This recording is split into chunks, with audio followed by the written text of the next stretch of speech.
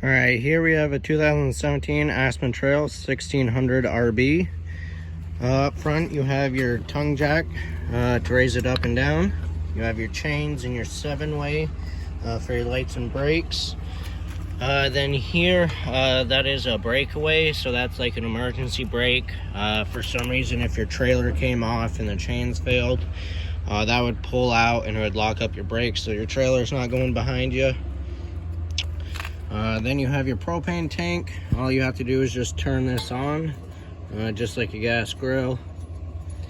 And then to take it off to get it filled, you just unscrew this right here, and then the tank will come out, and you take the pigtail off too. You have a 12-volt battery up here, and that will charge when you're plugged into your vehicle and when you're plugged into the power cord. Moving down here, you have your water hookups. So this one is your fresh water. So there's a portable tank. If you're traveling far or going to a state park, you'll have onboard water with you. And then that one down there is the city water. So when you're at a campground, you can hook your hose directly to there, and you'll have water to all your faucets. Moving down, these panels are just the back of the fridge. You'll never have to go back there, it's just where we service it. This is the exhaust for your furnace. When you're using your furnace, make sure nothing's in the way of that, and don't touch it because that gets hot, so just be careful of that. Above that is a vent for your stove top, and there's these tabs right here that you just flip down that hold it on. Then it's open, and when you turn on your fan, it'll flap open. When you're traveling or you're parked and not using it, just make sure these tabs are locked back on, so no water and bugs get up in there. Next to the furnace down low, this is where your power cord is. This just pulls out, and when you're done, you shove it back in, just like that. This is a 30 amp unit, so when you go to a campground, make sure you ask for the 30 amp outlet. When you're at home, you can plug into an adapter to plug into the household outlet. That'll get your battery charged. You'll be able to cool your fridge before your trip. The only thing you can't run is your air conditioner when you're plugged into your house outlet, because that requires that 30 amp outlet. So just be careful of that. And then down here, this is where your sewer outlet is. So there's a black and a gray tank. The smaller pipe is a gray tank, which is sink and shower water, and your handles are labeled too. And that one's your black tank, which is your toilet water. Make sure you keep these valves closed while you're camping. There's a monitor panel inside. You'll be able to check the levels of the tank. Once they're about 3/4 to all the way full, that's when you come out and pull those valves and dump it into the sewer.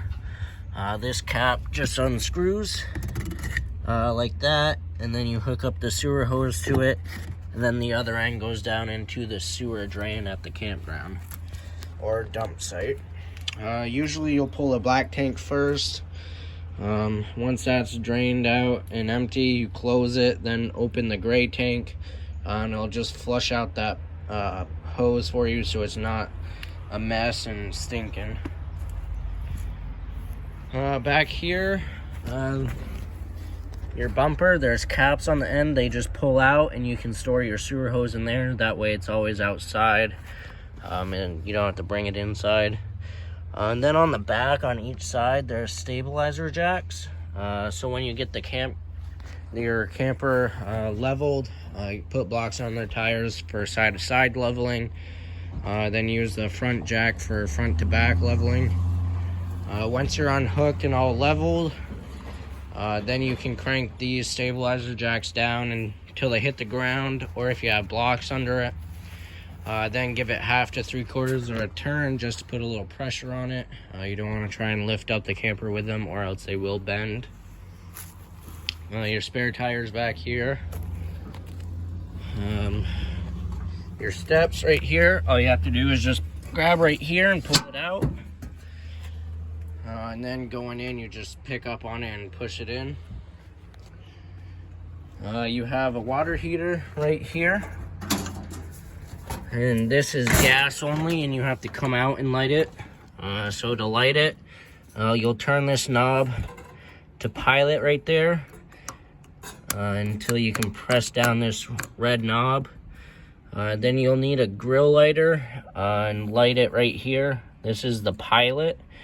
So you want to push down that red button and light the pilot at the same time. It'll take a little bit the first time you light it, but after you light it, then you shouldn't have any problems.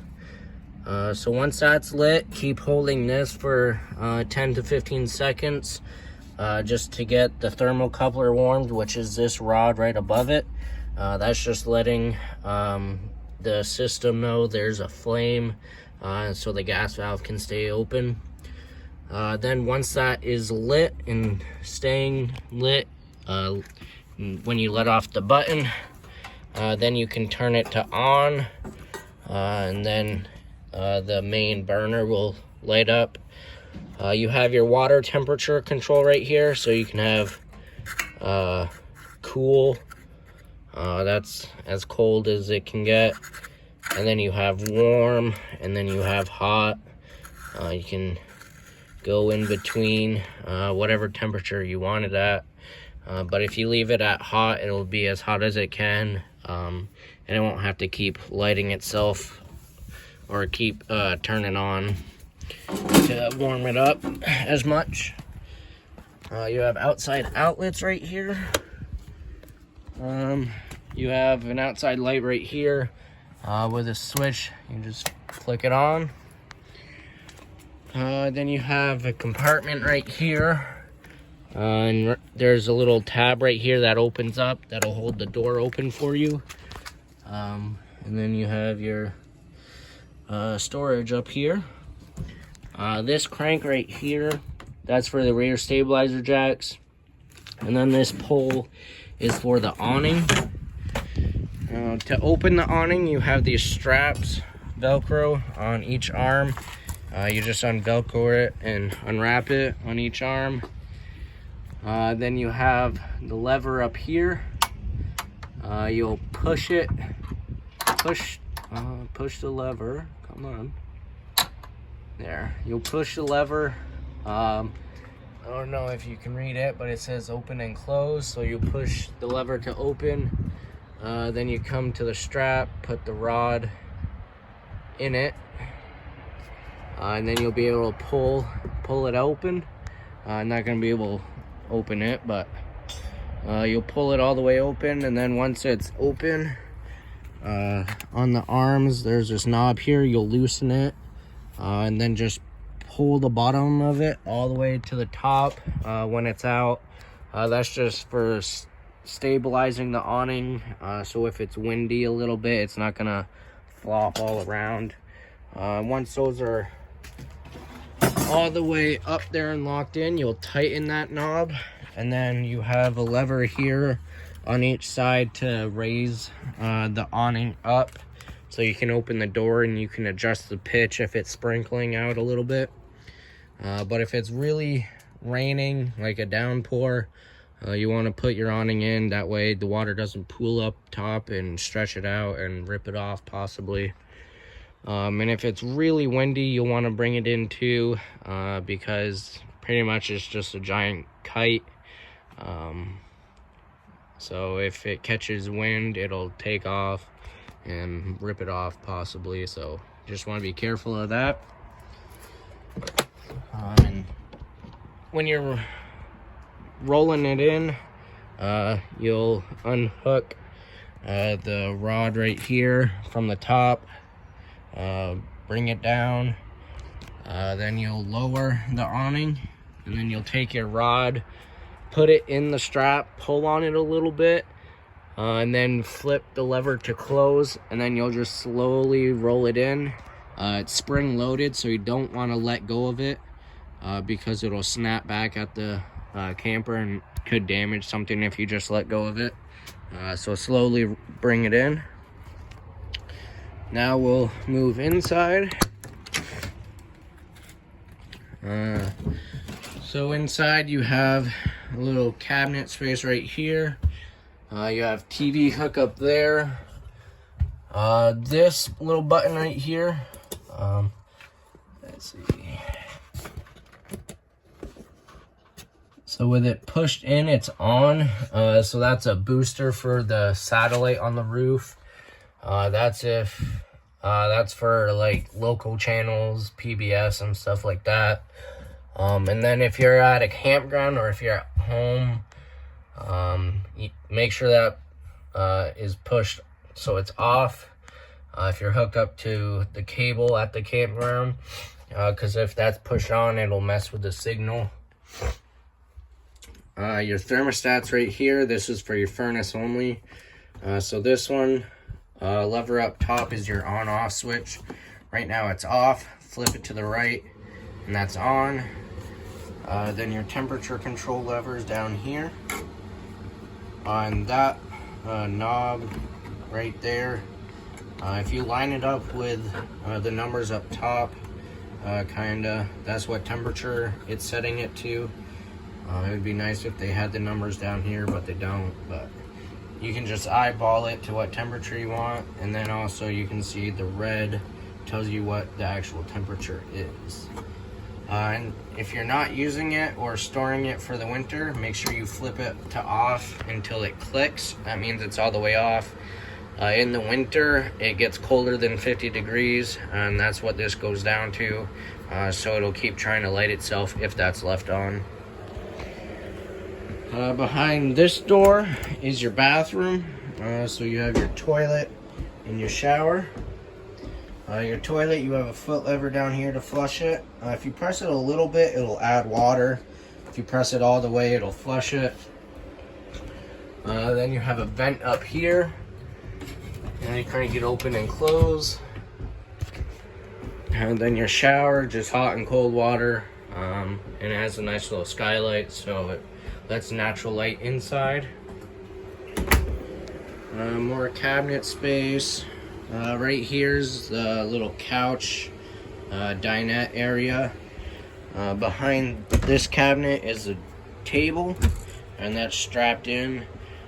So you unclick that and the legs fold down, and then you'll have the table right here, or you can bring it outside. And this unit is pretty nice because this is easy to turn into a bed. All you have to do is grab this little bench right here, pull it out, and then there's a small thin board right here that you'll just bring to the back right here, just like that. And then you put the cushion over that, and then you can put that cushion right there, and now it's a bed. So that's pretty simple to do. And then when you're putting it back into the couch, just put the cushion there, and then all you have to do is just push this back in. And it's back to a couch. So the furnace is right here. This is where the heat comes out of, and you can turn this to change what direction the air is blowing. Down here is your converter. So this is where your fuses are and your 110 breakers. You have a little cooktop here. To use this, make sure the gas tank is on. Then you'll need a grill lighter. Put it right at that burner. Then you turn it to light, and then once it lights up, you can change the flame from high to low. Stovetop light and fan. Household microwave. Your sink. More storage down here. Then your fridge right here. So to open it, you got this little knob right here. Just push up, then it opens. A little freezer part up there. And to use this, it can either be run off of gas or electric. So if you're dry camping, you'll have it on gas. To do that, you'll have that on high. This controls the flame So high would be making the fridge as cold as possible, and low being not as cold. Then you'll come over here.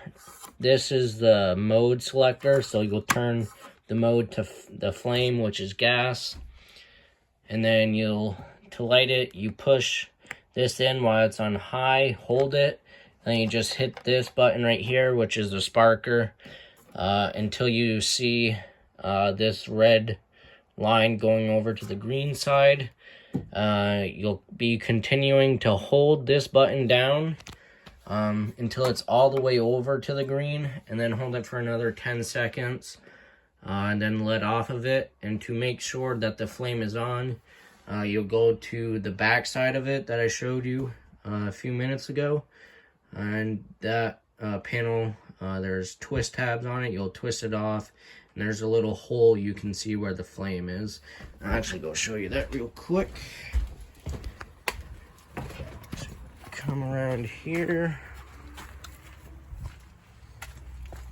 So the bottom one, there's a little twist tab here and here. You'll just twist those so they're pointing straight up and down, and then just pull on it, it comes out. And to check if there's flame, this little tab right here, just push it out of the way, and then there's a hole to check if the flame is lit. And if it's not lit, shut it off for 10 seconds, let it air out, and then try it again.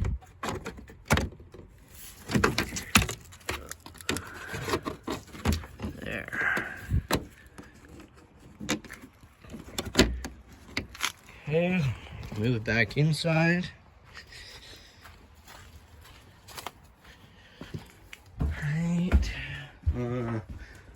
You have your air conditioner here, is just a regular household air conditioner. Your monitor panel is right here. So these buttons, you push them and it'll light up there telling you how full your tanks are or how charged your battery is. So your battery is fully charged. Your freshwater tank is full for you. Your black tank is empty, and your gray tank is empty. This switch is for the pump, your water pump. So for your freshwater tank, you'll turn that pump on and it'll run. Once it stops, that means it has the proper pressure. And then every time you turn on the faucet, it'll kick back on. And once you shut off the faucet, it'll kick back off once it has proper pressure. On each side, you have a small little wardrobe and storage up above with a light above the head. And then the bed lifts up, so there's more storage under here. And there's also outlets on each side of the bed. The antenna on the roof for the TV is right here, so you crank it up. Once it stops, that means it's all the way up, and then you can pull down here and twist it to try and get a better signal. And then before you go and crank it down, there's an arrow here and an arrow on the roof. Make sure those are lined up because there's a groove for the antenna to sit in while it's traveling, so it's not flopping around. So make sure those are lined up, and then crank it all the way down until it's tight and snug. That's all the way down. You have more cabinets here. And the last thing is you have a radio here. So you got your power button, just like a car radio. You got all your channel selector buttons, and then you have a mode button. So you have an auxiliary here to plug in a phone, and then it goes back to radio. And then press the power button and it's off. So that is everything to do with the 2017 Aspen Trail 1600 RB. I hope this was helpful for you, and thank you for shopping at Mekkelsen RV.